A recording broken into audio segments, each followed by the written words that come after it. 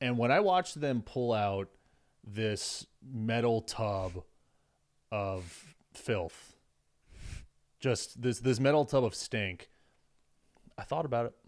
You thought about what? I didn't follow through, obviously. I mean, look, we have the house, we have the dog, we have the vows and all of that. But just for a minute, I thought about it.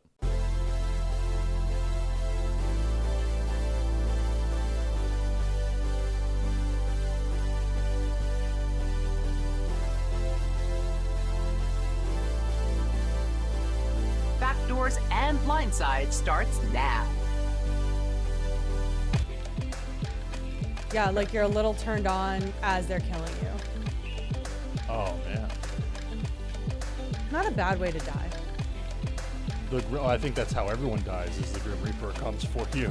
I don't think there's an alternative, is Yeah, there? but a sexy one? A sexy Grim Reaper comes, yeah. I mean, so like someone who's like a glow-up Grim Reaper. They really they put the work in over the winter. I guess that's, you know what? That's why you want to go in the summer, because that's your best chance of seeing the sexy Grim Reaper. You're not going to get a sexy Grim Reaper like right after the holidays, like mid-July. Like they prime themselves for like the vacation Instagram. That's when I want to go out. Mid-July. Make a note, everybody. Jesus. We're Backdoors and Blindsides covering Survivor 49. This is episode 8, Hot Grim Reaper.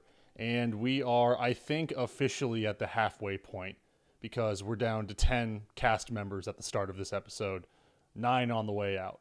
So we start with the fallout of Nate being voted out and becoming the first member of the jury, right? Yep. And Nate was a member of the old Uli tribe. He was blindsided by his old tribe mates, Sage and Jawan, because they had formed a new alliance with a member of the original Hinna tribe, Steven, and they successfully got out Shannon. We are whittling down the S names one by one on this show. Still have 2 Sophies. And we get back to the beach, and it's obviously like it's more awkward than it's ever been, because this is like the first like real instance of betrayal. Well, you have, Savannah, Rizzo, and Sophie Blue Sophie. They think that they have power. They thought they had power going into the previous tribal, and it turned out that they did not, and they are now on the bottom. So they're scrambling when they get back to the camp, and Sophie says they are not going to anchor me down in this game about her current alignment to Savannah and Rizzo. She's very quick to be like, fucking peace. I don't need your shit. Don't bring me down. And then Rizzo's kind of, still playing like the loyalty card, and Savannah is like, oh my gosh, how did I get here? What happened? She's just confused and just upset. So I don't know if she even really has a take. But yeah, Soph is basically freaking out that Steven is still in the game after she voted for him. Yeah, I mean, I was glad to see Soph do that right away, right? Like, she's still, I think, the best person to root for. The most fun to root for. Oh, like, yeah. She still has the best story. Oh, yeah, right absolutely. now. The way that she made it out of that cursed Kella tribe, and she forged these deeper relationships. She got adapted by the old Uli team. Adopted. She adapted by getting adopted. That's true. Yeah. I'm surprised that Jeff didn't work in some type of one-liner about that when they were all talking about adoption at their tribals. And she has an idol that no one knows about. She's the only person in the game that has a hidden idol, right? No. You confused us last time, buddy. What do you mean? She has knowledge is power. Oh, God damn it. She has an advantage, which is knowledge is power. Which You're is right. basically an idol if she can play it correctly. It's like an idol voucher. Right. If you can guess correctly. Like one of those like free one scoop cards that you would bring to Carvel or something like that. Is there Carvel in Virginia? Did you ever grow up with that? No. I think we had it in Florida. I mean, like they make like the frozen treats you can get in the grocery store. Like the cakes, the I've ice been cream to an cakes. actual Carvel and it fucks. Well, I don't even know if now they're I'm still sad. around. Because it's like Cold Spoon or bust, pretty much. Or not Cold Spoon, Cold Stone. Cold Stone. Or bust. It's either Cold Stone or DQ. It's like these these Cold conglomerates Stone at this sucks and it's point. really expensive. Fuck Cold Stone. Cold Stone is like the Five Guys of ice cream, No, it's except not. I never No, want to it's go not. there. I'm talking about in price. Like Five Guys, you're paying $20 for a Oh, burger yeah. nowadays. I feel like you're paying $20 for 2 scoops of ice cream and they charge you for the mix-ins now too. I wouldn't know because It's I bullshit. haven't been. I'm a DQ girl. Yeah, it's highly overrated. You know who else is overrated? No. I honestly Is this your transition to talk about Savannah? No, well, I don't think she's overrated because I think people have to like her. I think people have to like you and praise you to be overrated. But yeah, Soph immediately goes to Steve and says, hey, look, it's pretty obvious. I wrote your name down, but I am not loyal to them. Them being, at this point, Savannah and Rizzo, because she knows that Sage and Jawan have officially flipped. Now we also Alex tried to tell her. we have Rizzo. Yeah, you're right. Alex did try to save her and get her on the right side of the vote there. Rizzo goes to Sage and Jawan, his, traitorous friends at this point, and says, look, I see how this is going. Please don't count me out. Like, I'll roll with you guys. I'll vote how you want me to vote. He's doing, like, true damage control. And he's true to that because also says it in his confessional as well. So, what the players say in their confessional, that's always the word of truth to me. They can say whatever they want to another castaway, but the second they get in there and they're looking directly at a camera, nodding and like being like, yes, this was my intention, then like that is the truth. And it is the right move because at this point in the episode, like Savannah is bad news to be around because it's already the word around camp, maybe Rizzo excluded, that she's next. And then Savannah comes in and attempts to do damage. Well, would you call it damage control? Because she's not really like working to forge new relationships with people. She's just sort of, I think she's trying to gauge who was in charge of this move. I think that's what she's doing at the start, is she's not so interested in like protecting herself yet. She first wants to figure out who ran this. Was this someone from Hino? Was this someone like Sophie, i.e., or was it one of my original tribe mates that led this move? Which in this case, it was. I think Sage was the leader of the Bottoms Up Alliance pulling this blindside off, right? With Nate? Yeah. No. I mean, well, the move it's against sticky... old Uli yes, is I guess what I should say. Because they So, didn't want Nate. They wanted Savannah. Right. And Sage even says, quote, I can only push back so much before the target turns back on me. And that's talking about her wanting Savannah out, but voting out Nate. So she knew voting out Nate would still be advantageous for her to do with her new Bottoms Up Alliance and aligning kind of more so with old Hina. But she's happy to have an old Uli out of the door. And, she really couldn't push back too much on that, right? If she's saying Savannah, Savannah, Savannah, then other people are going to look at her like, Sage thinks she's a dictator now. She's going to tell me how to vote, right? So you can only plant seeds and water them too much before you overwater them and the plant dies. Water them right? so much. Yeah. Yeah. Yeah, exactly. And then even Savannah gets in with Sage and I think it's Soph, right? Like where she's trying to forage whatever she can. And she starts asking, and this is where I think she is cunning, right? We've said that before. Mm-hmm. She goes to Sage and she says, so what's next? Do you know what you're going to do next? She tries to kind of force out the truth that Sage was like, behind this. I don't know. And plays it so well. She says, I don't know. I'm not on top. Like I was just kind of rolling with the group. She refuses to take credit for that blindside, which is absolutely the way that you can take credit it. for everything you want when you're sitting in one of those final 2 to 3 chairs. Exactly. You that's where you plead your case of taking credit for it. You don't do it. You say it was Steven. To your kind of enemy at this point, right? Yeah. So, and speaking of Steven, we have Savannah trying to forge a new relationship with him after she just tried to vote him out.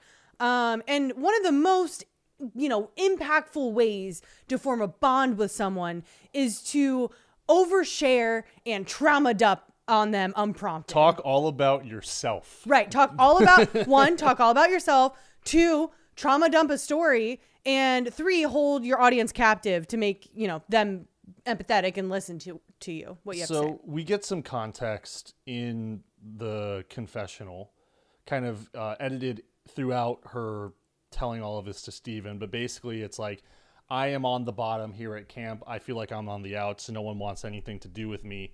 It's reminding me of a time in my career where something similar happened to me, and I had to, deal with this for, it was like 2 years or something like that. Yeah, it sounded like she had a 2-year contract and she like couldn't get out of it. And as she's telling this story, I'm kind of sitting and listening to it, like waiting for like this ball to drop. Her to be like, yeah, like she turned over to me in the middle of a commercial break and called me a bitch, whatever, or something. And it just seemed to be more of like an atmospheric pressure of just, bad mojo. It was, I guess. It seemed like it was exclusion Yeah. more than anything else what was going on here. And look, like, that sucks. Oh, no, it shouldn't- does. It shouldn't happen. It shouldn't happen at work. It is pervasive she said she was a reporter. Clearly, like, she worked on a news channel. Is the vibe as that I'm someone getting. who has corporate America PTSD from terrible situations that I myself was in, I was expecting a little more. Not to say that like her trauma is like less or more than mine at all. I was just waiting for a little bit more, right? For example, I had a male manager one time come to me telling me about his mom and who was a nurse and how many different objects that she had to pull out of people's asses.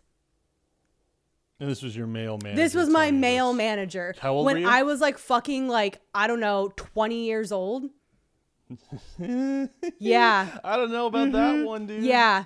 Yeah. So, some inappropriate comments in the workplace What was, made me hella uncomfortable. What was some of the items? Do you remember any? I of them? don't remember. You don't remember anything that got I- pulled out of someone's ass? I think he said like an ornament. Oh, like a Christmas Yeah, ornament? some Oh. like candles. I don't even know. Like, why are you talking? He was like 20 years my superior. Uh-huh. Is it like, yeah, a grown ass He was man. in his like probably 40s, mid 40s, and he is talking about people shoving things up their asshole. And I'm like, what do you want me to do with this Well, information? you worked creep? at a hospital, right? Like it was medical information. No, It's I kinda didn't. relevant. I didn't. Oh. I worked for a cybersecurity company. Yeah, there's not a lot of relation between, at least on paper, between cybersecurity and ass play. No. At least There shouldn't be. From my knowledge. There shouldn't be. Yeah. So that's what I was expecting her to say, something along the lines of. And, Steven sitting there being like, yeah, Savannah, yeah, that sucks. You just tried to fucking vote me out last night. So it's this idea, I think that really is what bothered me, is like flipping this dynamic almost to like poor me, look at how hard my life is or whatever. But like, it should be Steven who should be like, no, poor me, I almost got voted out. You were trying to get me out last Yes, night. you wrote And my now name you want down. my sympathy and empathy towards you when it should be the other way around. It kind of comes back to, this isn't like an exact match, but what we've covered on the show before. In Big Brother 27, when Keanu very inappropriately snapped at Ava after a competition. Yeah.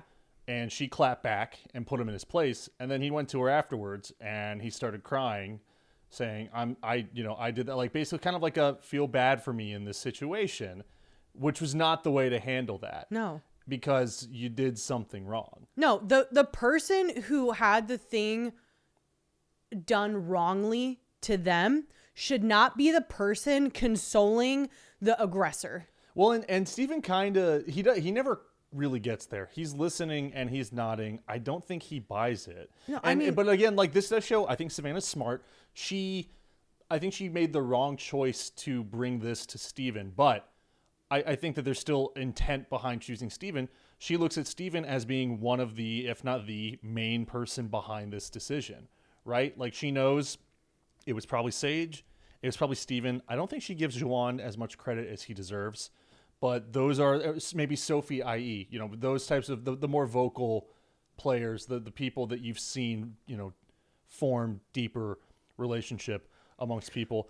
Here's the problem is you can't expect sensitivity when you don't show it to other people. Correct. And you don't have to be the first move, but if you are deliberately being insensitive, or in this case, just kind of villainous in certain moments. Like with Sage and the chickens. That's what I go back to is she was, and Sage cites this when talking to Soph. Yeah, absolutely. Sage wants to explain to Soph, this is why I don't fuck with her. Yeah, why she did what she did, because it's out in the open now, right? She says, yes, Savannah's been kind of ribbing me, been kind of jabbing me the entire time that we've been out here. She's talked about writing my name down. She has, it's like I said, we talked about this, what, two weeks ago or last week? It's one thing to decide that, you're going to move against someone's wishes or feelings, which in this case would be killing a chicken at camp, and putting the spotlight on it and using it to taunt someone. Because that's really what it is. Like, that's taunting. And there's been talk of Jawan in like a really negative light, like outside of his ability to play the game. And I don't think that you can act that way in front of a camera, in front of other people, and then expect folks to be sensitive towards however you're feeling in that moment. Now, again, you shouldn't, like the story that she told, that sucks. You shouldn't be made to feel that way at work. No, absolutely not. And what brought it up is one of the hardest parts of this game, which is being on the bottom, where you are on the outs, because that's just part of the show. Yeah. No, that has to be a devastating feeling to be like, fuck, I'm walking back into camp with someone who I tried to vote out and was unsuccessful. And one of my top allies got blindsided. And now I'm without a number. I'm on the bottom, right? Like, that's a scary place to be as a player.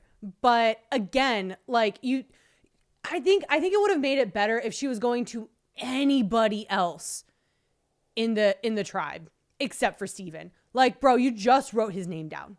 You just said, Steven, I do not want you in this game anymore. Bye.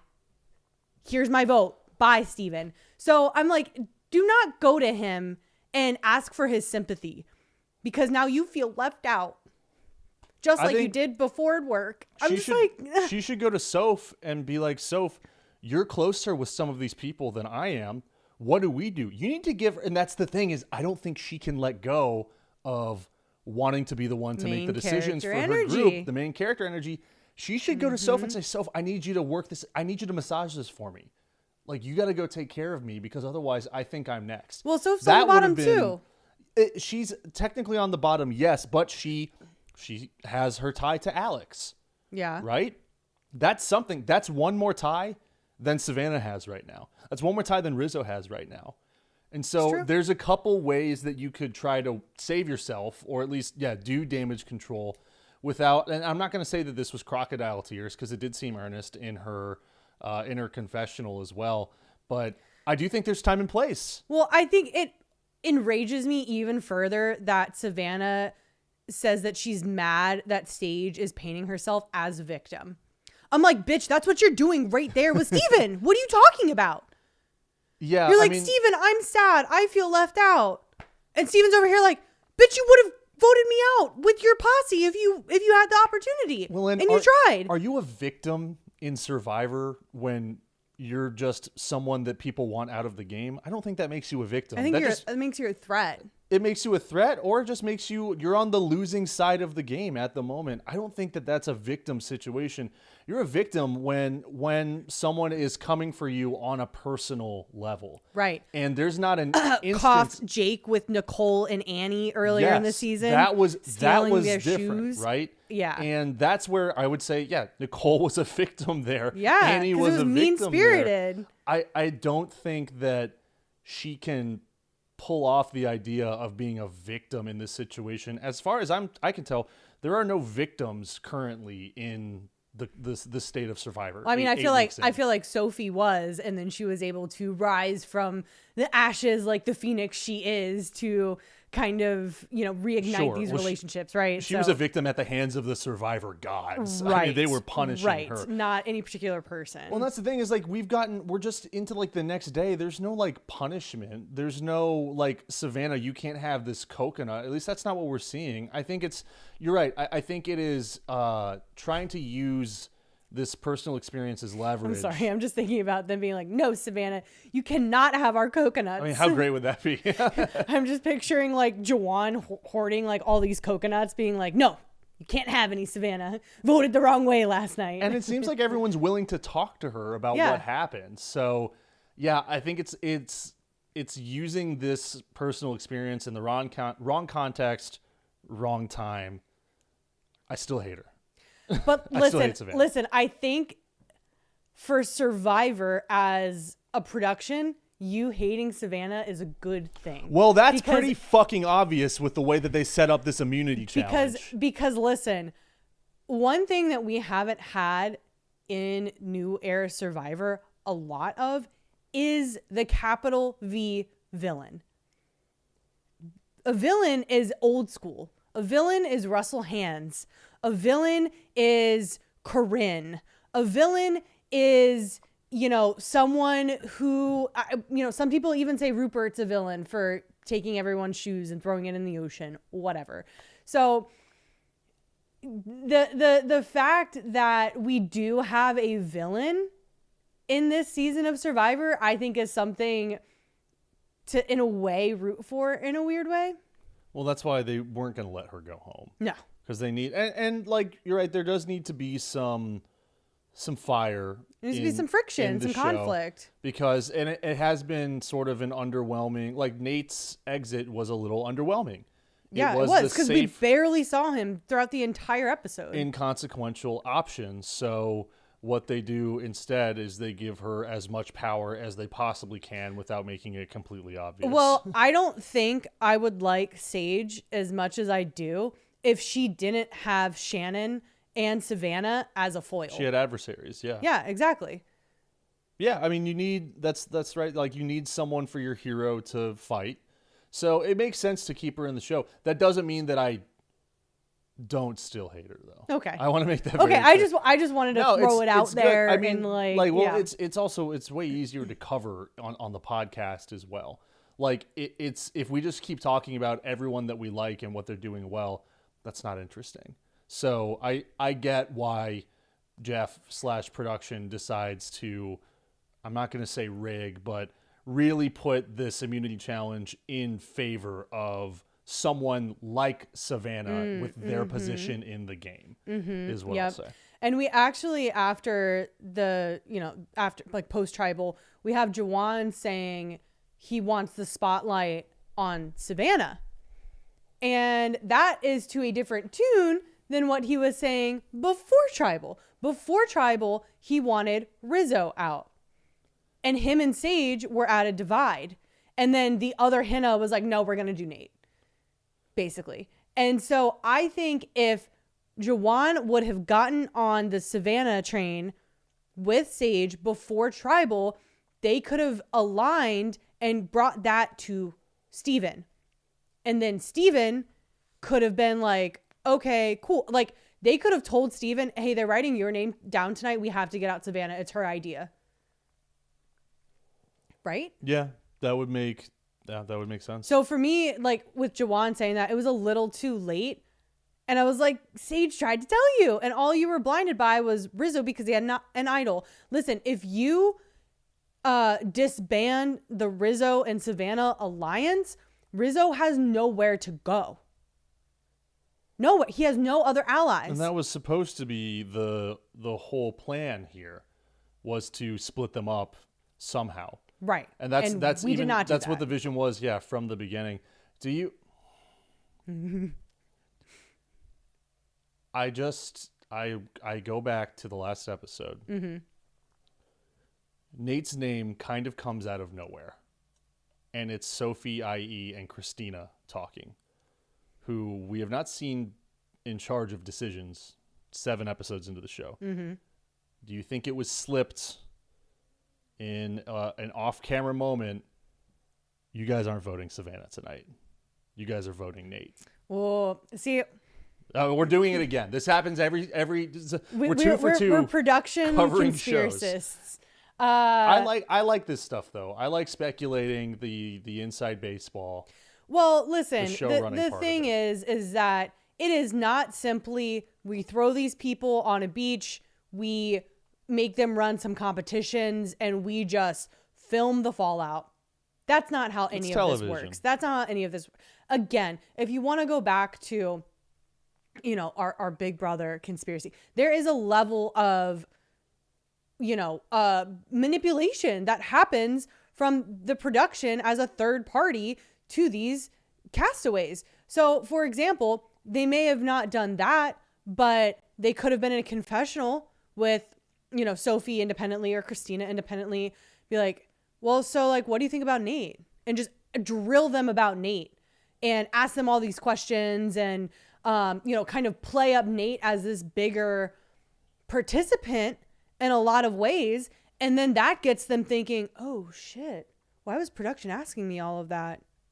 Maybe Nate is the head of the snake and that's what we need to do. Right. So I don't know if they're necessarily being like, nah, you can't do that. You can't be doing that tonight. You're not voting that way.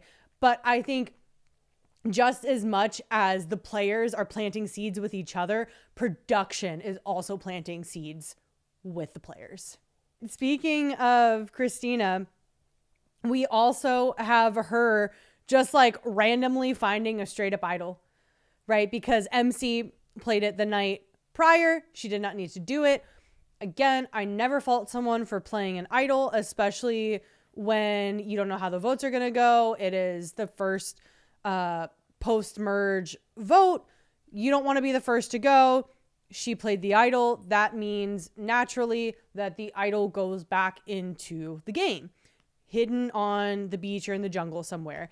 And Christina stumbles upon it, thought it was going to be a clue or something. Nope, just a little friendship bracelet. She, congrats, gets an idol. Which, like, finally, something interesting for her arc, I guess. Like, don't fucking blow it. Do something fun with it. I mean, it's nice to see, Christina carry out. This is like a mini win for her. She's had a lot of tough moments in the last couple of episodes, both in challenges and, you know, off the battlefield, so to speak, as well. Like, she had that, like, when there was a tribe switch, she, like, almost passed out in front of everyone, right? So it is nice to see her have something work out for her for once. And Steven and Alex are with her when she finds it, so at least those two know that Christina has an idol. We don't see her or them share it with anyone else, which at this point, now that they've merged, probably for the best. Yeah. And the last thing that I'll say about kind of what happens post-tribal, post this first merged vote, according to, oh my gosh, I believe the handle on Instagram is like Survivor Fact Checker. They are our Survivor version of Big Brother database, which we used for some fun stats and stuff. Like, they have great content. Both accounts do.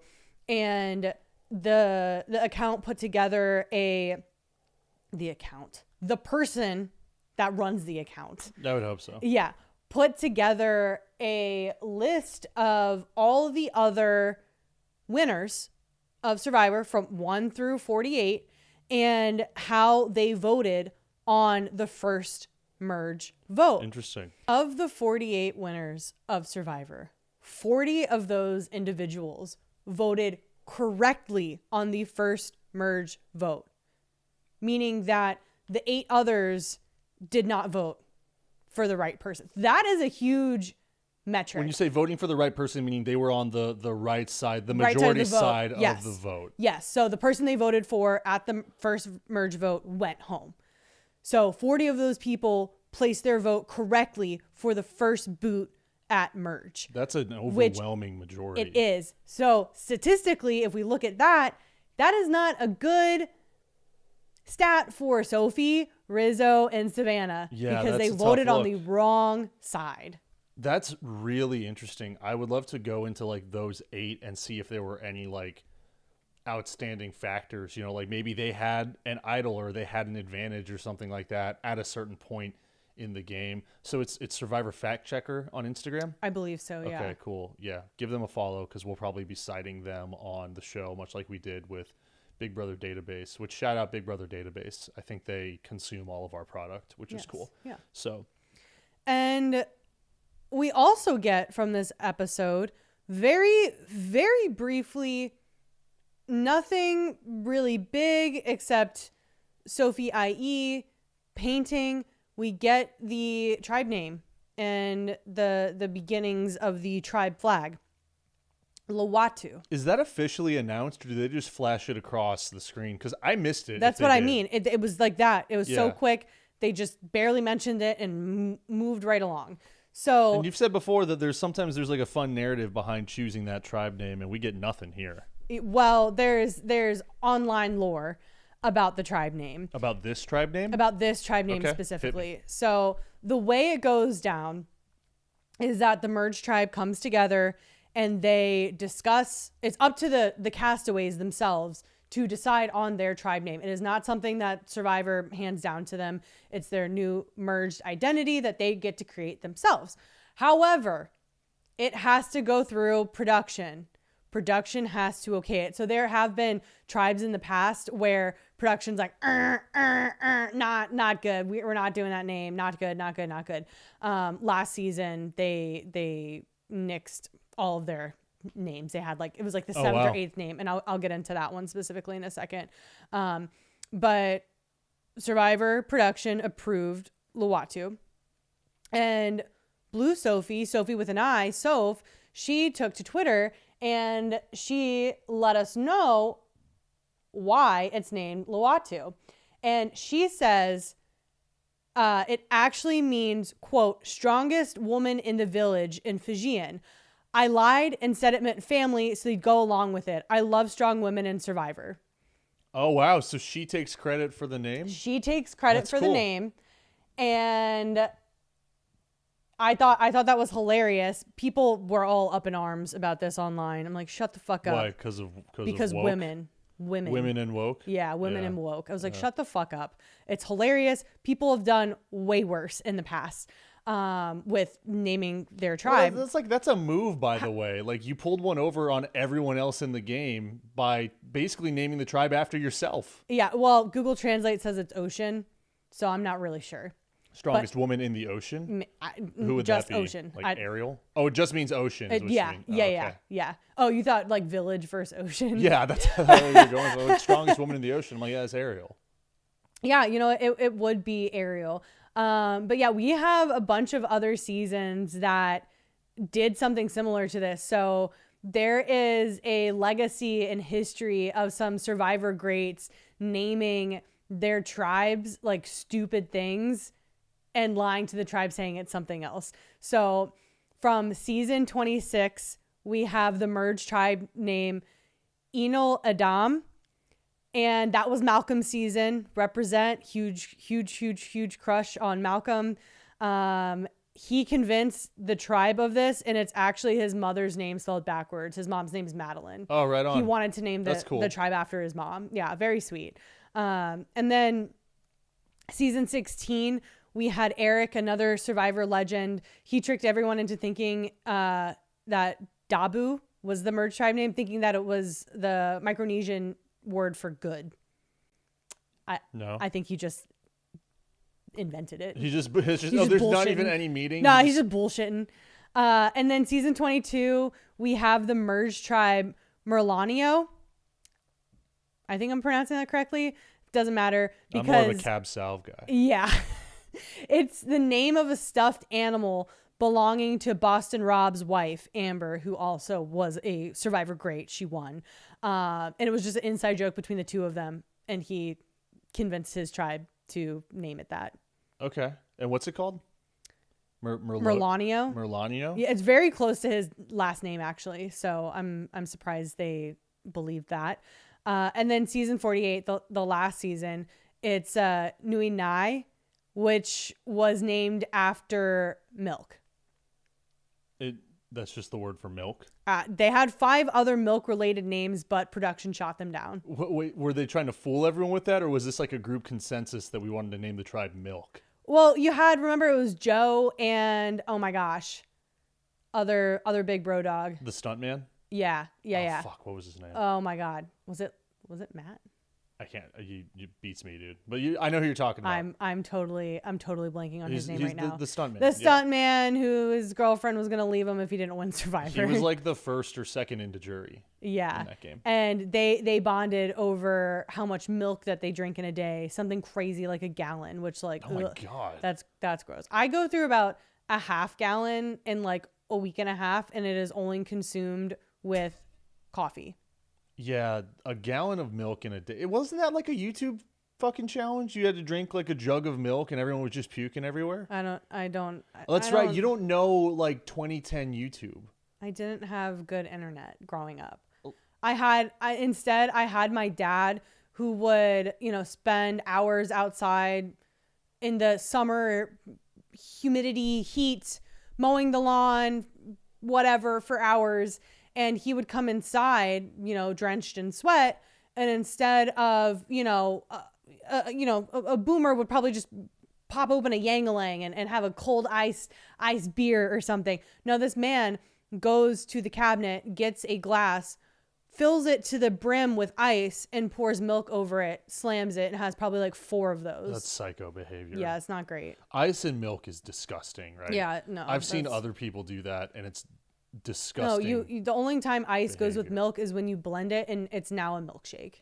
Yes. That's well, it. then you need ice cream in that shit too. Well, yeah. So is that it for the list? Yeah, that was just fun. And Lawatu means strongest woman in the village. According Courtesy to of Sophie, Soph. according to Google Translate, it means ocean. I don't really care if Google Translate says it means ocean. If Sophie is saying, no, I named this tribe with the intention of it meaning this, then that's what I'm taking. She still convinced 9 other people to do something on her agenda. Yeah. Which is pretty cool. So we get to the immunity challenge. This is the walls, because it's multiple walls, not the wall, but walls. Right. Right. And it's a strength and endurance based challenge and that's what's fun about getting to the merge is we get more of these like hardcore strength challenges that are nail biters. It's different. And this one's a than classic. The obstacle course. And the obstacle courses are fun to a degree, right? Like obviously Jeff is like much more animated in those because they're moving so quickly, but these are where it gets like brutal on Survivor. And basically they are holding themselves up between 2 walls. They look kind of like Spider-Man or something like that. And you're on 2 footholds, and incrementally you have to move down to more narrow footholds until you're at the most narrow. And it's just whoever is the last to drop is the winner. And I love the endurance comps, right? Like this one is a classic, as well as the one where they have basically they're on the top of this like 2-story pole seemingly, and they have to just hold on to this pole for however long. My biggest gripe with it though is they get the most horned up men to film it who have a foot fetish. Oh, all the Tootsie shots? All the Tootsie shots. You think that's It's disgusting. I have what I like to call an anti-foot fetish. I don't even want my feet. I don't want to see them. Feet freak you out. They freak me out. I don't want to see them. And now on our fucking 70-inch TV, we have a foot that is larger than life. And listen, it's not just any feet. It's not just I just got a pedicure. Look at my foot. These people have been living out in the wilderness for fucking 15 days now. They're gnarly. There's dirt all up in them. Oh, the toenails are gnarly and gangly like, and you just have the like most zoomed in shot of the foot. They're not sexualized shots. I don't know what people with foot fetishes think. Well, I don't, but like I Some think you're fucked up people out there. implying that the camera people. Yes, I do. I do think that, because guess what? Give me like their arms shaking. Show me like their fucking close up of their bicep. Oh gosh. Do we not get that as well? I feel like we do. We get some of that. You know, I want the sweat dripping down their head. Like, I think I want their teeth gritted. It's harder on your feet, which is why we're seeing those shots. They're what they're doing. I don't like the dirty feet on my TV screen. This is interesting because I think the intention of these shots is to provoke what are called, I think they're called mirror neurons, right? It's what's in our brain. We experience the discomfort or like the pain of something as we see it unfold in front of us. Like when you see someone prick their finger, you kind of wince and you think about pricking your own finger, right? That's what I'm pretty sure they're called mirror neurons. That's what they do. So you're Matt Science, so Matt Science, everybody. And so that's why they're showing this, is because we're seeing the feet curl up, the toes curl up, because you're exercising muscles that are barely there to begin with because they're in the fucking tops of your feet. You're not hitting that at the gym.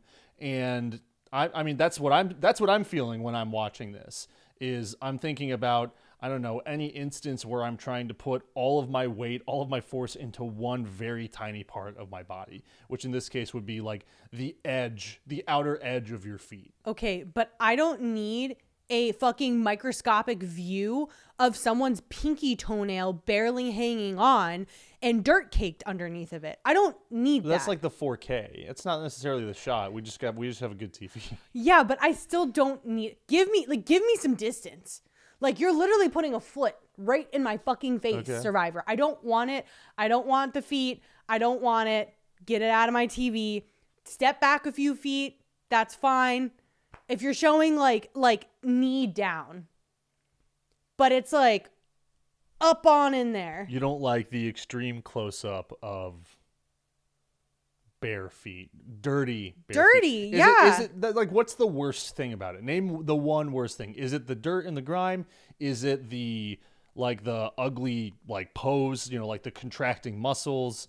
Is it just the long toenails? What's like the one worst thing about this? Well, I consider myself a recovering germaphobe, okay. So like feet to me are just inherently dirty because they're on the ground. Okay, so it's like dirty. It's the dirt and like grime part of it that freaks you out the most.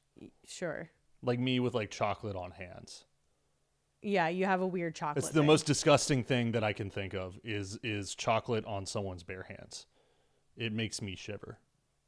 Foul, absolutely foul. That's why actually when they were eating the brownies last week, I was very worried that we were going to get a close-up of chocolatey hands. So I guess what? You didn't, because there's no such thing. Well, there probably is, but it's not maybe commonly accepted as a hand fetish. Yeah, I mean, there's feet fetishes, and that's why I think these videographers are waiting until the merge, are waiting this whole time to get their little piggy feet shot. You know what tomorrow is? Foot day. Yeah. It's foot day tomorrow. Yeah, they probably have to wear jockstrap. Tomorrow it's Tootsie Day, everybody. Get some good rest. We're going to be shooting those Tootsies all day long. Sorry. I'm sorry. I didn't realize that it was this upsetting you. It is offensive. I would have fast forwarded through the fucking challenge. No, I like the challenge, though. I could do without... I wish I had like sensors over it. It's incredibly intense. It is a nail biter. I think they take a little bit of the drama away from it at first because this becomes a team challenge again. And look, like this is our chance to be conspiracy theorists. We think that they did this to keep Savannah in the game, or at least to make it appear that Savannah has now here's what I will say, because spoiler alert, Savannah wins this challenge, and she wins on behalf of her team. She doesn't win by someone else on her team. She is the last person up there.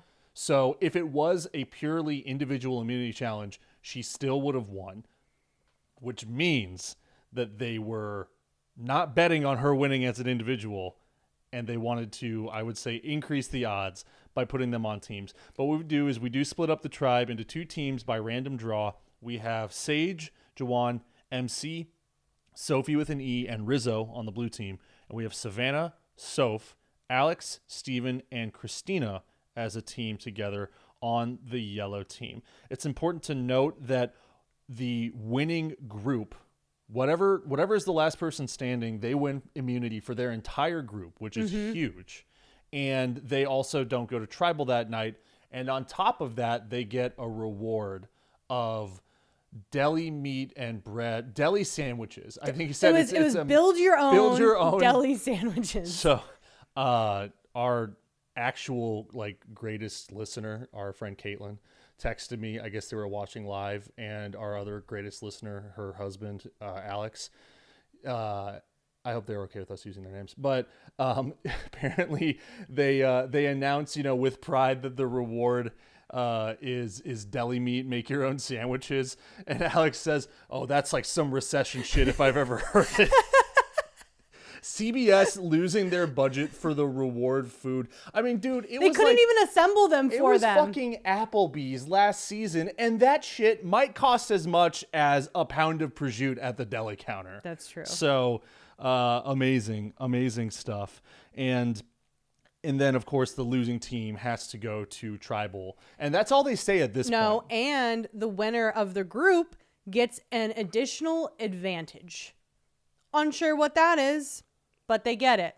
Yes. So you're incentivized to, one, stay up there long enough so that you help your group get immunity, but also that you are up there longer than your group so that you get the advantage.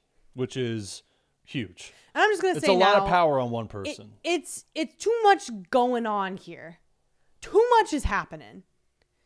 Too many. You get a reward. You get the merged tribe split up again. You get the winning tribe doesn't go to tribal, and you get the individual advantage. You get it's like too many things happening. Which Jeff was just like, and this, and this, and this. I'm like, I get it. Give me a reward challenge.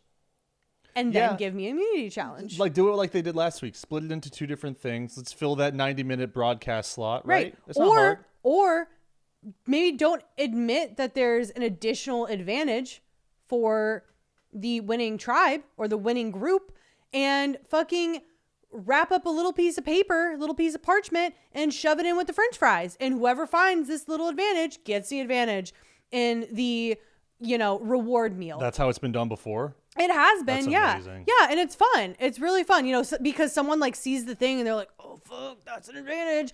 How do I grab this? People are looking at me. Does anyone else see it? No one else sees it. I think I'm the only one who sees it. Okay, I need to like sneakily grab this thing and like tuck it under my leg or like do something, and I can't read it. And so now I'm sitting here for the rest of this meal with anticipation because I'm trying to like figure out what this little card says. There's a scrap of printer paper in my salami. Yeah, probably should get that checked out. But amazing. Yeah. That's you're right. It's so many things in one tiny challenge essentially. And I think and that's a criticism of New Era Survivor, right? Is like they're constantly throwing in. It's like it's too many items. Yeah, right? Too many things. Where I think your cast should be good enough, and not saying that this cast isn't or other casts in the past have not been, but your cast should be good enough to have them be the main focal point, them be the main drivers of chaos and manipulation and speculation and whatever. But to really rely on all of these twists and the advantages and it takes away from the players. And that happened in Big Brother. We talked about that in Big Brother as well. They were throwing in all sorts of like mini challenges. I'm just sitting here like, please just let them play the game. Hotel I know they Mistake, all have, that shit. I'm like, I know they have good personalities. They're great reality TV characters. I'm like, let them play. Stop making it about like the new cool twist that really isn't even that cool. And the other twist part of this challenge is, and they don't find out until afterwards, after, Savannah wins, is that the losing tribe or group has to go to Old Uli Beach immediately. Again, I think we're taking away something from the group because now just fuck the other 5 people that just won. We saw them for a hot 2 seconds slurping down their deli sandwiches. That is like the last we see of them. Yeah. I'm like, no, make them all go back on the beach together. Make the losing tribe sit there and have to salivate over the winning group, have to, eat their sandwiches in front of them. give me those other 5 people trying to meddle in the vote. Right? Like, I don't need those other 5 people to necessarily go to tribal. I think they can be like, okay, now these 5 walk to tribal by themselves. The losing group walks to tribal by themselves. And that you don't know what happens until they come back. But I would so much rather have seen all those other people try to meddle in the vote and try to swing it a certain way, even though they weren't a part of it, even though they don't get a vote. I think it's bad for the show overall, too, because we are hyper fixating on this certain group of people. And now, have Sage and Jawan been a part of like the biggest narrative in the show this far? Yes. And that includes Savannah and that includes Rizzo, right? Because like they've been affected. So like we've seen so much of them in this show. Like we haven't seen a ton of Christina. We haven't seen MC play social game practically at all because there are instances like this where, yeah, we're just like focusing on these core group of people. And I think that if any of those people go home, you're going to be less interested in tuning in next week because you don't really know the people that are left over because we haven't given them enough time in the show. And now it is hard, I'm sure, to edit together 10 people's storylines, even if they're all in one place. But just any type of interaction is enough to grow, you know, as like an audience member watching this person and just we get to know them a little more. So yeah, I think you're right. Like I think that it is taking away from like the excitement of like what is at the core of the gameplay of Survivor. Right. And I think that it hurts the show just as like a casual viewer who is following what the show is telling them to follow. Well, they're basically telling us that these other people are not as important, which is going to bite them in the ass if it turns out that they're in the final 4 or whatever. Yeah, but like they know they've had months to edit this show. True. Like, I mean, that's they true. know who went. By the time they sit down and edit, they know who wins. So like they're spinning this in a certain way. There's a reason why we are seeing Sage so much and Jawan so much and Savannah and Rizzo and not Christina and some of the other players. There's a whole reason for that. And it's probably because they don't make it as far or the other people make it further. I just think it's they're trying to rush the show in a way. It's like, oh guys, like let's see what happens when only 5 people get to vote. I'm like, we'll fucking get there at final 5. Can we do that? Can we wait for final 5 until we have a 5-person vote in the merge? Can we do that? Can we do that, Survivor? No, we can't. We have to like continue to fraction and to like have these things where all these different people like barely play with anybody because they're completely moving the game board around constantly. Yeah, I think that's what it is they keep like I don't know if they're even redefining the game every week because they don't spend enough time in one place to create one definition. Right. It's just sort of, I don't want to say surface level, but everything just feels like like an overarching, like kind of like high level design. We're not really in the nitty gritty of what has been developed and continually developed for at this point nearly 30 years. Give me someone who wins. Give me a Savannah win, and now Savannah has to pick 4 people to go on the reward with. Yeah, what have her make allies, have her make enemies, have people upset, have people jumping for joy and they can't believe that Savannah picked them. Like, give me that. Yeah. I would have taken that so much over just like, all right, go enjoy your sandwiches. Have her bring Sage and Jawan and see what that does to their relationship. Sure. Like that's now an added layer to this, the most complex, back and forth on the show right now. An instance of that, and they've done that so many times in the past for like, reward challenges like this or, partial reward challenges. But that's what I'm talking about when I'm saying like, let the players play, right? Like let them build bonds or break them or strain them or whatever. Because we didn't get any of that from this challenge. Mm-hmm. And 2, if you want to also put your conspiracy hat on again, we have Rizzo and Savannah on different sides of the victory. Right. So I again and what I was thinking before we had the twist of, oh, they have to go back to Old Uli Beach, the losing group. I thought that was a huge advantage for Rizzo and Savannah because it guaranteed that at least one of them would win, right? And guess what? Rizzo has an idol. So he could give it to Savannah if Savannah's group lost, right? So it just felt like in the beginning, okay, this is a little sus because it could guarantee both Rizzo and Savannah safe, which would have been great for them, having both of them be safe. It would have flipped the game around. I mean, it kind of did either way, but not through the design of the reward and the immunity, but more just through the fuck ups of some other people. Yeah. Who like should not have been the main characters in this episode, but kind of turned into that. Yeah. But the last two things I'll say about the immunity challenge is that Jawan made this look incredibly hard. Incredibly difficult. I mean, his arms are shaking and he's struggling and he's trying to pull himself up. And meanwhile, you have someone like Savannah. She's just locked in the whole time, barely, had an eyebrow twitch until the final moment.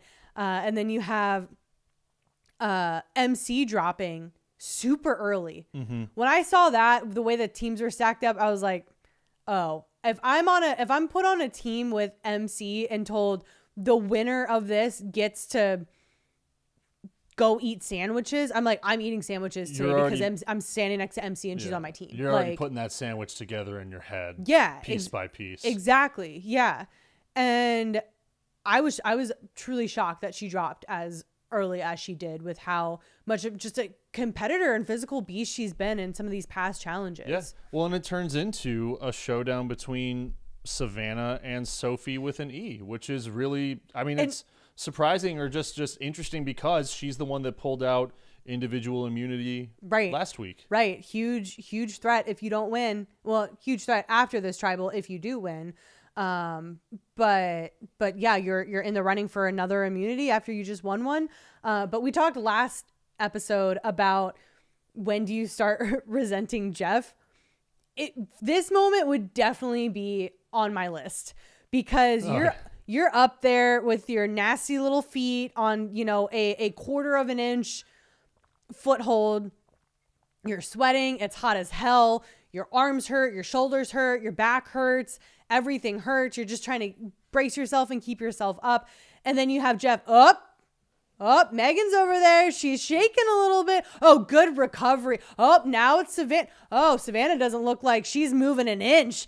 And Megan's over there and she's fighting for life. I'm like, Jeff, shut up. That's what I'm trying to concentrate right now. You can't tell Jeff Probst to shut the fuck up on the set of his own TV show. No, you can't. But I'll tell you what, I would be just, if he's over there critiquing my form and gassing up someone else's, I'd be like, you get up here and you do it. And guess what? You do it when you're fucking starving and you haven't slept in 2 weeks and you're all bumped and bruised and scraped up. Yeah, I would be just like, all right, enough from the peanut gallery. I'm trying to focus, please. Yeah, he's not Jeff Probe in that instance. He's like Jeff Needle. He's just needling the shit out of them while they're at their most strained part of their whole fucking it also, I think, would help the competition, right? So you can't see the other person. You're completely walled off. You don't know what they're doing, which that's what I would want, because that would be like, okay, it's just me against myself right now. And it's how long I can hold on to. But no, you have Jeff sitting there like, oh, she's fucking up. Oh, she's fucking up. I'm like, well, this is giving my competition fuel. Yeah. Because I don't know what they're doing, but if they're hearing that I'm struggling, then maybe that gives them a little gas to last a little bit longer. I think that's the intention. Yeah. Is he's trying to push them. Like, his whole thing is he wants to push people past their limits. Like, he's like a weird, almost like kind of like toxic like coach that someone might have, growing up, right? Of like, oh, I feel, but like it's because he's producing a fucking TV show. Right, he's not instilling his own fucking. I would have loved to have bullshit. Jeff as a coach growing up than the bullshit people I had coaching me. Yeah, Yeah. Well, that's what I'm saying. Is that's like maybe not the Shout out best. high school softball. The best. You won't say her name. You won't give out her name and address on the show. That's what I love. Is like I thought that I would be coming into this doing this podcast as the bitter one. It's not me. It's my wife. My wife is the bitter one. My wife is the one who's using this show to call out all the people that have ever wronged her. I'm a bitter little bitch. I'm just saying, I wouldn't have treated 15-year-old girls like my high school coach did. So yeah, I thought that I would. I think everyone else thought it would be me too. yeah. Yeah, Oscar Santana. Moving on. So let's go to the reward. At the reward, everyone assumes that it's Sophie. Everyone thinks that Sophie's the one going home that night. Yep. And again, like she is smart. Savannah is sitting there. She's not saying a word, but she's listening so closely because she wants to know why. And I think she even asked that question. She says, "Why? Why do you think?" And it's not like it's like I mean, there's an intention behind that question. And they're saying, well, it's because didn't you see her? Like she almost beat you. Like she came in second place. And that's what I would be saying if I was in that on that beach. I'd be like, yeah. She's a threat because if it's not her tonight, maybe it could be her tomorrow night, which is better than me. Right. So everyone is just kind of assuming that it's Sophie with an E. And then they move on. And Savannah decides to, or it's time to go to find her advantage. And she walks up the beach into the trees. And she finds out that she gets to travel to the Uli camp with the losing team and spend the rest of the day and night with them and also go to tribal. So now she has immunity and a vote.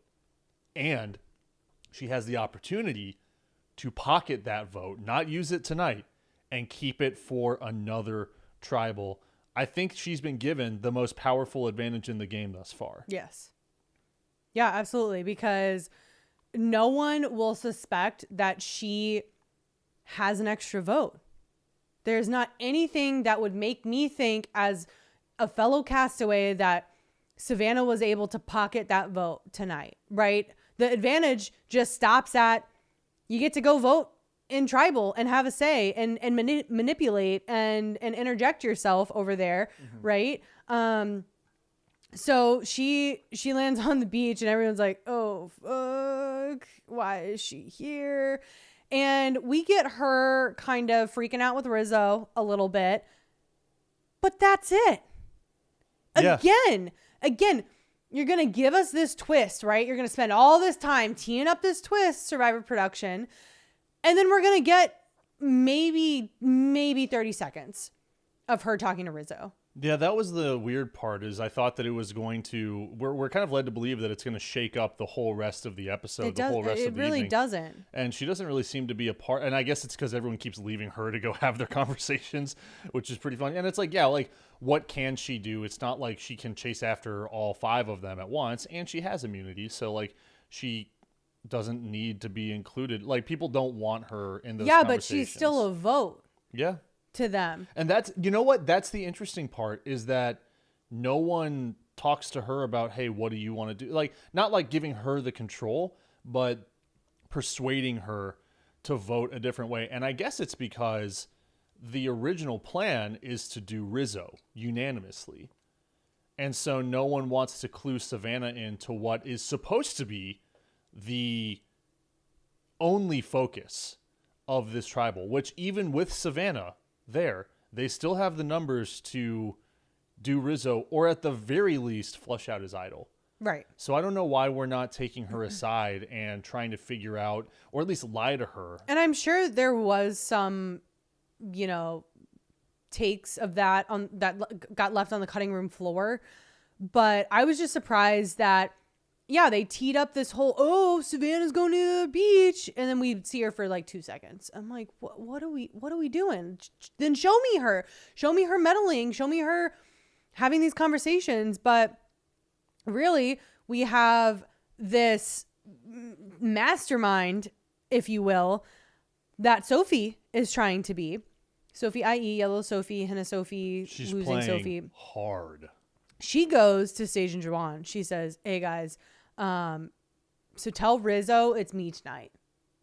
I'm offering my name up on a silver platter. Tell him it's me tonight. And tell him it's because that I won the last immunity. I almost won this immunity, right? She's playing into the perception that everyone has. We've talked about this a lot, that the concept of perception and what does it mean to be on either side of it, the right side, someone else's side of perception, and how do you use that to your advantage and play into it if you need to. She's playing into it. She's like, yeah, I'm this big threat. Say I'm this big threat, and that's why you're voting out me tonight. And she is kind of leading this charge against Rizzo. Make him feel comfortable. We need to get Rizzo out, guys. Yeah. And Sage and Juwan are like, okay, bet. Like, yeah, we do want that. That sounds great. And then it starts to unravel. Now, before it starts to unravel, and I hear Sophie saying this, I lean to you and say, this is not good for her unless she throws a hanky vote on someone else. She needs a 3-1-1 vote with 5 people. Why? Because if Rizzo isn't convinced, or he's spooked, or he's just, I'm not going to take a chance tonight like I did last tribal. I'm going to play my idol. It's getting down to the nitty gritty, only having, 5 people voting. Obviously Savannah. So if he ends up playing his idol, then you'd have 4 people on Rizzo, and you'd have Rizzo throwing his vote on Sophie. She knows that Rizzo is going to vote for her because she's telling them, use me as the decoy vote. Tell him it's me. I give you permission to say my name to our enemy at this point, right? But guess what? She goes home in that instance. So she is trying to stack the odds in her favor, and she says that she is going to throw a vote on Juwan, which that's fine. Sophie, that's what you need to do, because you've already put a target on your back by literally offering yourself up for someone to vote for you who has an idol, who could null all the votes against him, and now it's you going home. She doesn't want that to happen. The misstep. We've talked about this ad nauseum. Stop planning your moves so far in advance and telling everyone about them. She goes to MC and she's like, hey, MC, we're all going to vote for Rizzo tonight. I told them to use my name as a decoy, but guess what? I'm still uncomfortable with that, so I'm going to put a vote on Juwan. She tells MC that, which, in theory, MC, old Hinna, Sophie is also old Hinna. We have some allegiance to each other, right? No. Why would you do that? We haven't seen them talk game together practically at all. No one needs to know this, Sophie. Not a single soul. And guess what? When that 3-1-1 vote happens at Tribal, she wants to draw a tie between herself and Juwan in the event that Rizzo plays his idol and all votes cast for him are canceled out, right? And so then it's a 50-50 shot between her and Juwan. And she's hoping that people will vote to keep her, right? She doesn't need to tell the team this. This does not need to be a part of the team move, especially when people like Juwan. So MC, I think, feels bad for basically not trusting or showing that she didn't trust Juwan and Sage. He kind of guilts her a little bit earlier in the episode too. He's like, I thought you could trust me. I don't know why you played your idol. Like that burned me a little bit. And again, I get his point of view, but at the same time, like, it's someone's idol. They can do with it what they want. She felt unsafe. She didn't want to go home with an idol in her pocket.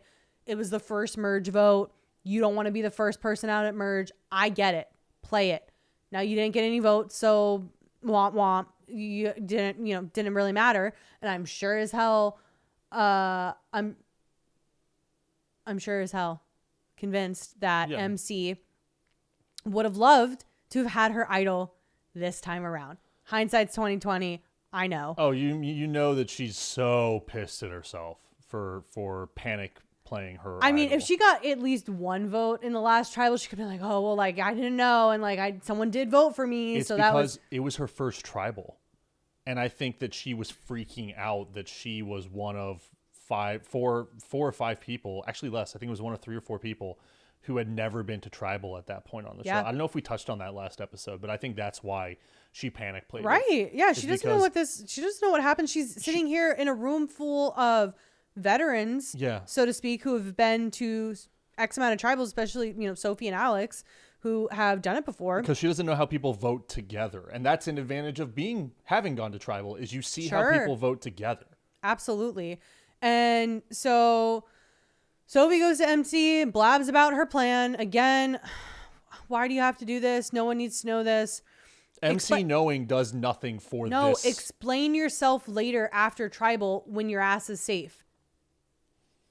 And do you think that this is her panicking that she is the one, and so she's trying to make sure that she's got MC on her side? Do you think that this is a panicked move, or do you think that she's just so confident that she feels the need to share it with someone else? I think she's panicked in the fact that if they can't convince Rizzo not to play as idol, that she will be the unanimous person going home with a single vote sending her home. That's what she's afraid of. Gotcha. So I think she has this idea, and she just needs to tell someone so they know. And maybe she might see a benefit to it in the sense that if MC knows a 3-1-1 vote is coming, then she will vote to keep Sophie, right? So MC could be going into tribal knowing, okay, I'm going to vote Rizzo. Rizzo hopefully is the one going to be leaving tonight. And, that means if that's not the case, then I will be voting Juwan out, right? Yeah. So maybe giving a heads up. But again, this doesn't need to happen. Well, and then because MC goes to Juwan because she is feeling the pressure. Guess what? She does realize that she might have burned him a little bit, or at least she's really worried that he took that very seriously. So she goes right to him and says, hey, just so you know, Sophie just shared this plan with me. And I think, again, this is MC getting a little squirrely. She thinks, okay, I'm a physical threat. Maybe they're all coming after me. So I got to go to one of the two who have been kind of running these moves, Sage and Juwan. I'm going to go to Juwan because we have this opportunity together. She tells him exactly what's going on. This is now the third different person that Juwan has been informed plan to write his name down. How does this, if you're MC, how does this benefit anybody? I don't think it benefits, it doesn't benefit anyone else for sure. I think what she's going for is she wants to get through to Juwan. She wants to make sure that her name is not written down, which I don't think has been brought up. It hasn't. Once, that's why it's so crazy the episode ending the way that it did. MC, no one had your name on their lips. It was a game of chicken with Rizzo's idol and Sophie trying to prevent herself from going home if something crazy happened. And, it was Rizzo, Juwan, and Sophie's name that were on the chopping block, and MC kind of just blows that up because now Juwan's what am I supposed to do with this? Sophie inadvertently saved herself from going home by overplaying. She blabbed about this move that would have been a killer move. It would have been an expert move of throwing a vote on Juwan in secret. But instead, she goes to MC because she needs insurance. She feels the need validation. She needs validation. She needs someone to look in her eyes and tell her, yeah, I've got your back. Thus inciting panic in MC and sending MC to Juwan. Well, MC was I don't want to write Juwan down. Right. She said that she didn't want to do that. And because of that, then she burns Sophie, and all of a sudden, now we're all in agreement again. Let's just do MC. Let's go the easy way out. So it's amazing that Sophie overplaying actually saved her in this instance. And I think it's just because, and I hate to say it because we have praised her in so many different areas, MC had a really bad social game. Right. And it was contrasted with a really exceptional physical competition game. Again, you need outwit, outplay, outlast. Outplay will only get you so far, MC. If you can't outwit, then that's your downfall. And she just had some bad reads. Really bad reads. But the game of telephone doesn't stop with it getting back to Juwan. Juwan goes and then tells Sage, hey, Sophie's going to write my name down. What the fuck? And Sage goes back to Sophie. Sophie, what the fuck? Why are you writing Juwan's name down? And then Sophie goes to Juwan to explain herself.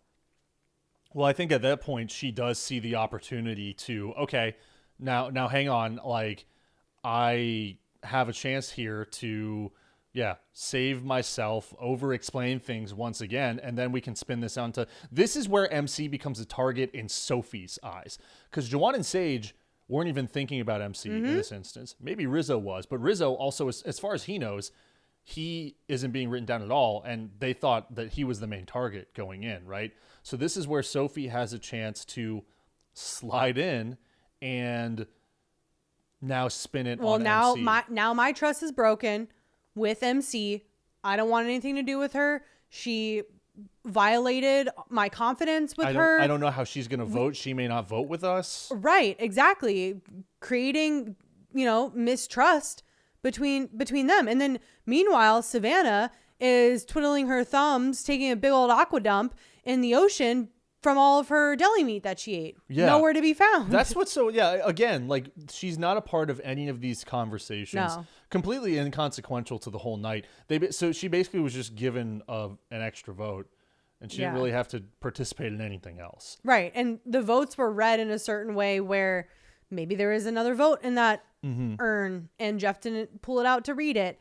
So for all they know, Savannah casted a vote and it was in there, and that was the end of her, advantage. We go to Tribal, and not soon after Tribal starts, Sophie declares in front of everyone, it's between me and MC tonight. How the fuck did that happen so quickly? Like, let's cut the crap. We literally have the numbers. We have the numbers to get Rizzo out if he doesn't play his idol, which, by the way, Sage and Juwan convinced him not to play the idol because we see them talk to him about it. He agrees. All right, you guys have got me tonight. We'll do Sophie. I'm not going to play it. He tells the camera he's not going to play it. And in that moment, I looked at you and I said, Rizzo's going home. Yeah. I can't believe that they pulled this off. And because of all of this overplaying and all of this anxiety and the need for assurance, the need for affirmation, that plan gets completely scrapped and it turns into a Sophie versus MC. And Sophie's the one to declare it. It's crazy how fast this got fucked up when Savannah didn't even touch it. Yeah. Savannah wasn't even meddling around. Like, you can't even blame her. Her presence did nothing to this game, to this vote. Because even if Savannah put one on Sophie, if they had all stuck to their guns and just put it on Rizzo, all right, then they flush the idol and we go from there. It's fucking crazy. It spiraled in a way that I did not think it would, especially because at the top of getting back to the old Uli Beach, it was not on MC whatsoever. This was our first juicy tribal, though. We had MC getting up, running over to Juwan. Right before the vote. Right before the vote. You have him going back to, I think it was Sage and Savannah. He's talking to both of them at once. Yeah, and like everyone's having their little aside conversation. Everyone's whispering. And then they sit down. It's like, all right, it's time to vote.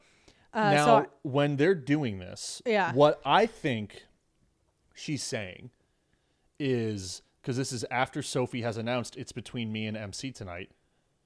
And what I would do is she's taking Juwan aside and saying, Juwan, you have Sage. You can convince Sage.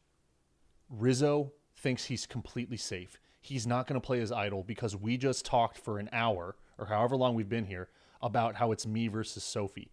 This is our shot. We're going to send him home with an idol in his pocket. I thought for sure that's what she was telling Juwan. And then he starts spreading with Savannah because Juwan is talking to Sage and Savannah, MC is talking to Rizzo. And so again, I think, Jawan is telling them that they're going to do Rizzo after all. MC is giving Rizzo some fake plan to like triple check that he doesn't play his idol. Not the case at all with how the votes come out. And that blew my mind. Yeah. I mean, just whatever she said, And it again, wasn't. bad social game. Yeah. Whatever she said, it wasn't a social game strong enough to get her where she needed to go. She went out in a blowout vote, and the rest of the people sitting on the winning beach need to thank everyone else that comes back. Yeah, Thank you for getting a huge comp beast out. exactly. Right?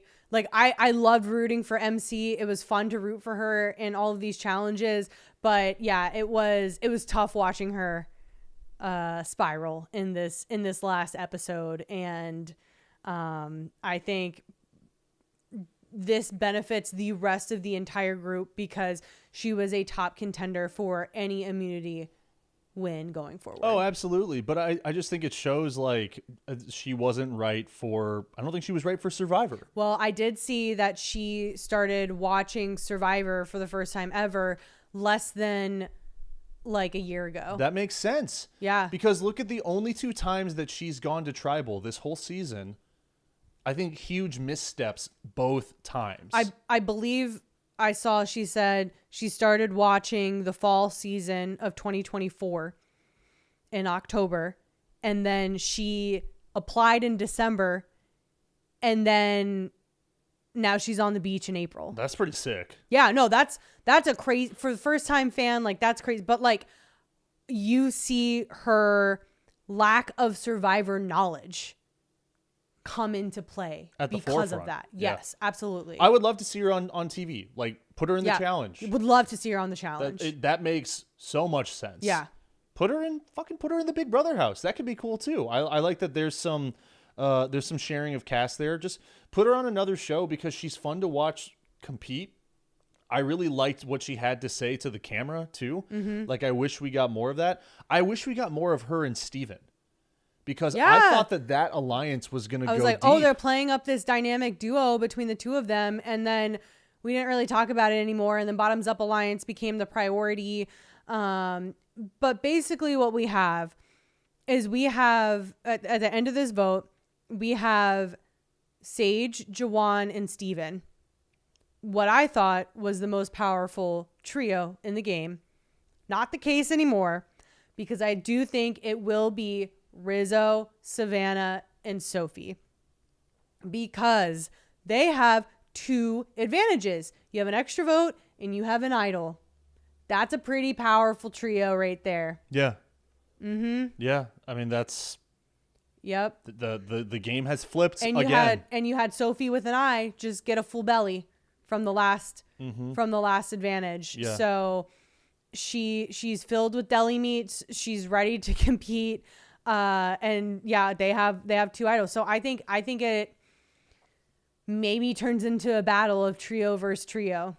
Here is, I don't know if this can be really used to Sage and Jawan's advantage, but I want to point this out since we're talking about like what's next for the game. This tribal, pre-tribal vote, whatever, has shown us, and I've said this before, I think it solidifies that Sophie is not willing to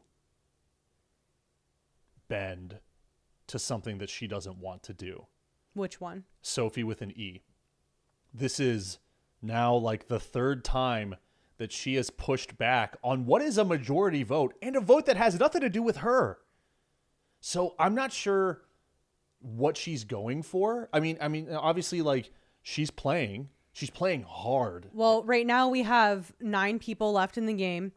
You have the Bottoms Up Alliance, which is a strong trio. You have the Rizzo, Savannah, and Sophie, which I don't know if they have a name yet.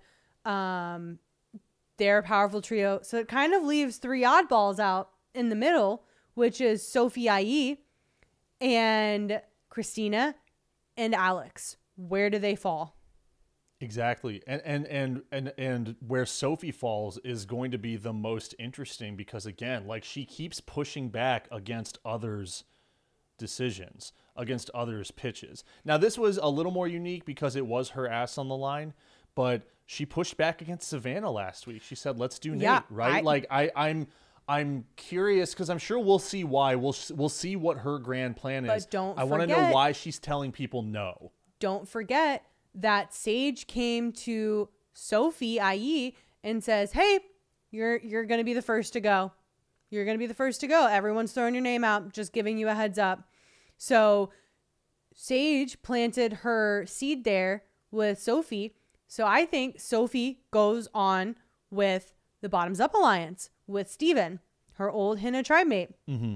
I think Christina doesn't know what to do. So she says, "I don't know. Let's stay, Hina strong as much as we can."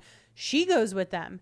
I think Alex is the most interesting one because you would think he would go with, his former tribe mate, Sophie with an I, onto that side, but they already proven that they can't align with that.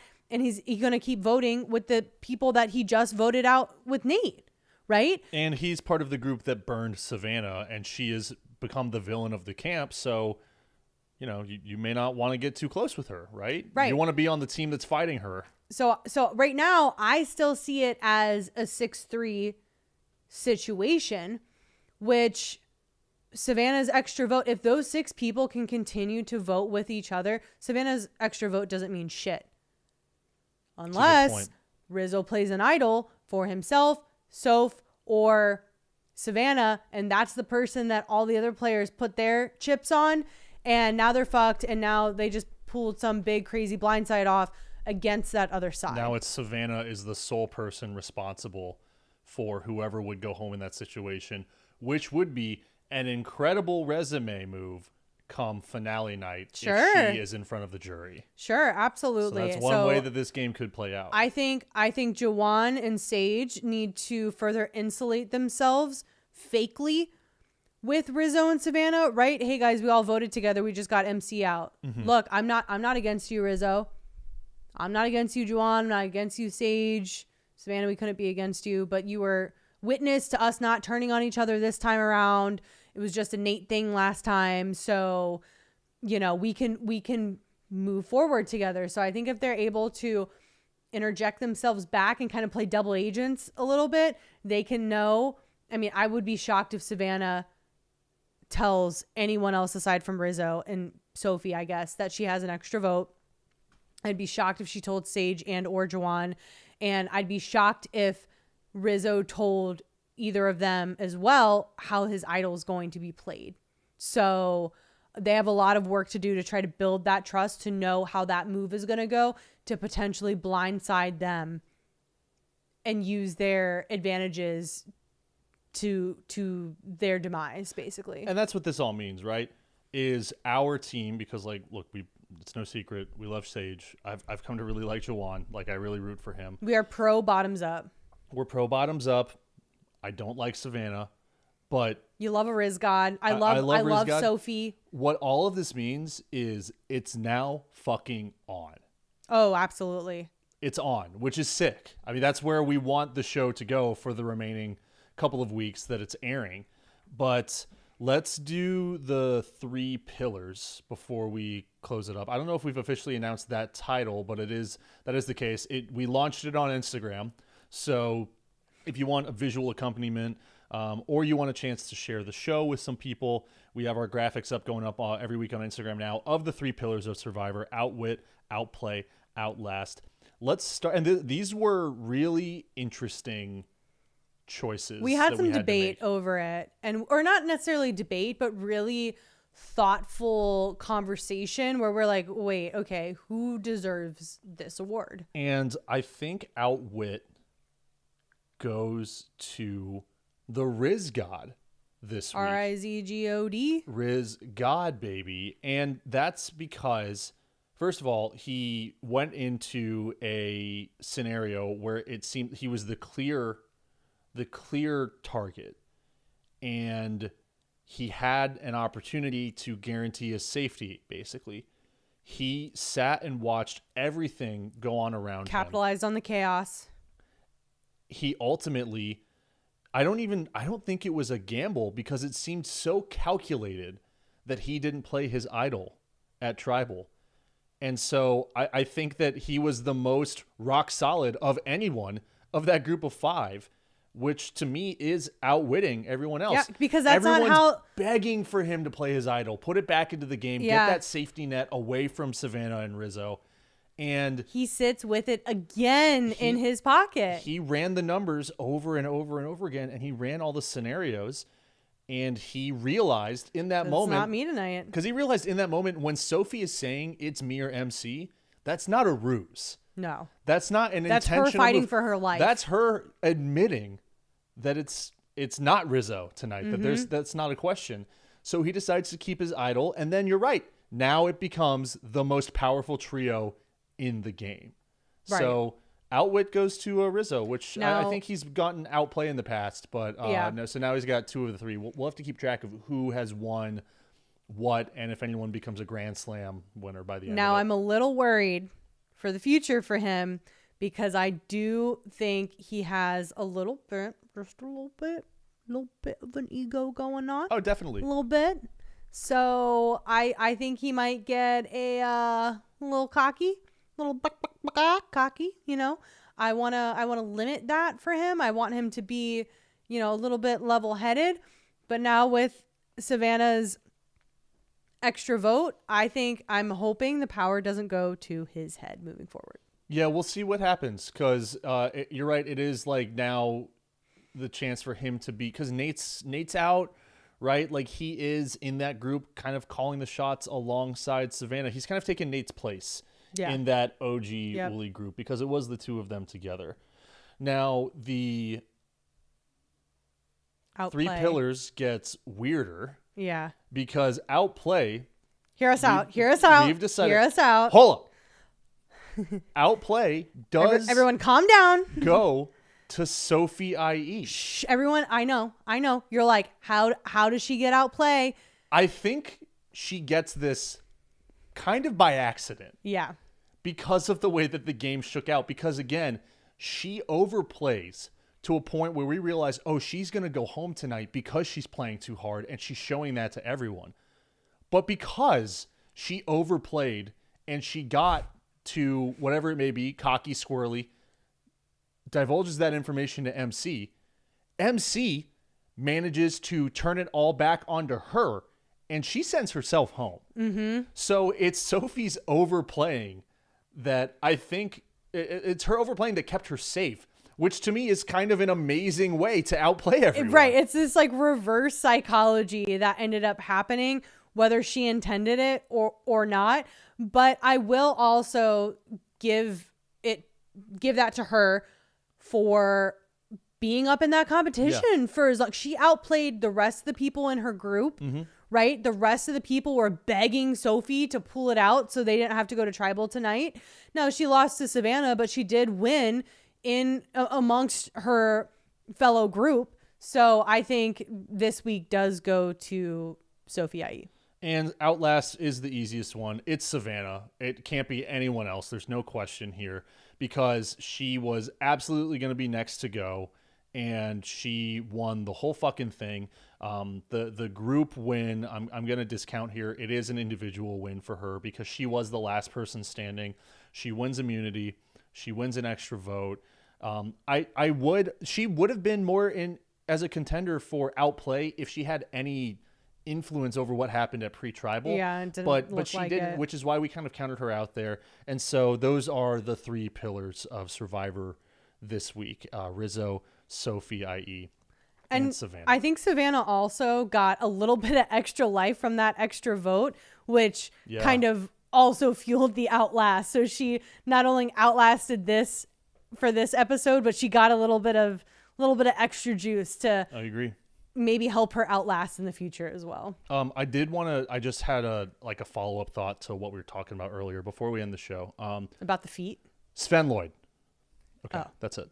No. What is your go-to deli sandwich? Oh, my go-to. I love a club sandwich. Specifically, what type of club? turkey with the ham and the cheese, the lettuce, the tomato, the cucumber, some good like mayonnaise, not a lot, but a nice thin coating of mayonnaise with maybe some, fun mustard. What kind of bread? On there? Probably like a sourdough situation. Love a sourdough. And layered, right? Like Yeah, I of love course. when they lay like 3 slices of bread and then they cut it in Big little skewer, triangles. Yeah. Excuse me. Yeah, I'm very particular how my sandwiches are cut. When I was a small child, I used to have tantrums. My mom would make me a sandwich. Used to. Yes. My mom would make me a sandwich and I'd go, I don't want squares. I wanted triangles. And she'd have to remake it. She ever take you to a specialist? No, that's over what that your one? mom did with you. Yeah, well, and that really worked out. I'm an Italian hoagie guy. Yeah. Through and through. Oil, vin.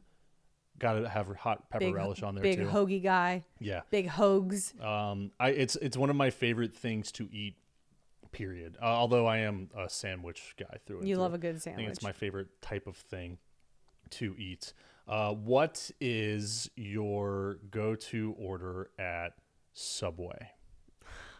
This is a fucking setup and you know it. I feel attacked right now. No, everyone's gonna give me shit for this. And whenever I say it, people are just disgusted. So listen, Subway, I don't like their deli meats. They're fucking thick. That's the thing. My deli meats have to be like razor thin. You like it's almost like shredded. Yeah, razor thin. I have a weird thing with meats. I don't like any of the fat on any type of meat. Shout out again, Alex, our friend.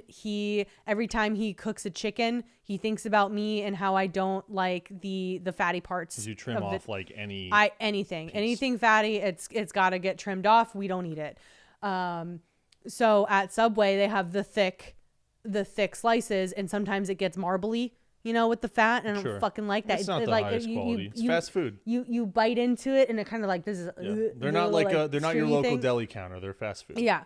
So instead, to combat this, growing up travel sports, sometimes we were limited with where we were in bumfuck Pennsylvania to get food or wherever, and we'd go to Subway, and I don't want the deli meat, and so instead you're like, please, you go with like the grilled chicken. You're like, please say the meatball sub, right? Yeah, say the meatball sub. meatballs. She's not gonna say Or meatball sub. you go veggie. No, she Just straight doesn't go. veggie? She doesn't go veggie either. Oh, what is it? She goes with the imitation crab meat.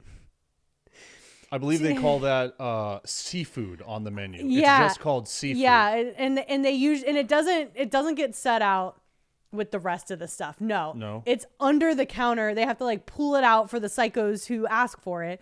We get $2 of that. It's refrigerated down there, or they're just keeping it No, in it's the bar? refrigerated. Yeah? It's cold. So we get $2 of that. We get some cheese, some shredded You're putting lettuce, cheese tomato. on imitation crab, like cream cheese, like a California roll. No, like Or sliced Philly cheese. rolls? Like Sliced cheese? like a slice of cheese, Like- like some provolone perhaps, maybe American if I'm feeling a little stink on stink. Yeah, and then some cucumber and some oil and maybe a little bit of vinegar, a little bit of salt and pepper on there too, and that's Subway. That's the grossest sandwich I think you can possibly order. I Subway. won't say I necessarily like it now because I haven't had Subway since college, maybe. Imitation crab in bumfuck Pennsylvania. No, that's what I'm thinking. Yeah. That's what I'm thinking about. Yeah, that sounded like worse when I. What kind of roll are you putting that on? You put just like a regular white roll? No. Oh wait, really? Yeah. Probably like the urban cheese. More cheese, more stink, stink on stink on stink. Stop! You knew how this was going to go. It was a setup, Hey, people. how are you? It was a setup. Could I get a stink on stink, please? Oh, and a stink on that one. Thank you. It's fucking nasty, dude. We've been together for like 4 years before. I remember going to Subway with group orders, and you said, "I'll do the seafood," and I was like, "I didn't know that Subway had seafood." He said, "Yeah, it's good." I assumed this meant like fucking tuna fish, like a tuna salad type situation. And when I watched them pull out this metal tub of filth, just this metal tub of stink, I thought about it. You thought about what? I didn't follow through, obviously. I mean, look, we have What? the house, we have the dog, we have the vows and all of that. But just for a minute, I thought about it. Okay. I remember living right next to a Subway in college. Like, we could walk there. It was a 2-minute walk. So, yeah, I ate so much of it that I'll probably never have it again. There was a blizzard coming through once, and we knew that all the dining on campus was going to shut down. So I went to Subway, and I ordered like 6-foot-long Italian BMTs, and I cut them into halves, and I just ate those for a week. So I mean, by like day 5, it was a day 5 Italian BMT situation. But see, I did the same exact thing in the same exact blizzard, and this is where I'll get some taste back because I opted to go to the Chick-fil-A that was also a 2-minute walk away from us. And I had a fucking 36 count of nuggets that I rationed for days on end when everything was shut down. And people on like, day 4 or 5, people were like, where did you get the Chick-fil-A? I'm like, my fridge. You said, but it's for taste. You're winning in taste is what you're saying? I mean, in that. Well, you need taste to make up for all the stink coming from fucking Subway. All right. Oh boy. All right. I'll be sure to think about some nasty food stuff you do for the next episode. I always ask if you want a show sheet. I put a lot of work into a show sheet. You say no, I have my own notes. Right here, Meg's favorite Subway order.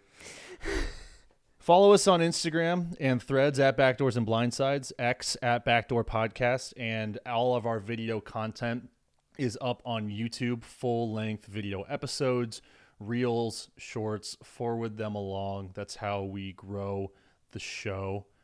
Any final thoughts? What are we having for dinner? I'm having some stink. I'm getting takeout by myself. Until next time, coming to you live from inside our living room, I'm Matt. And I'm Meg, the nasty Subway sandwich lover. We're Backdoors and Blindsides. Oh my God. Fuck! I think you need to start that earlier. Start it earlier in your speech. You wait too long to grab it. The vibe has spoken.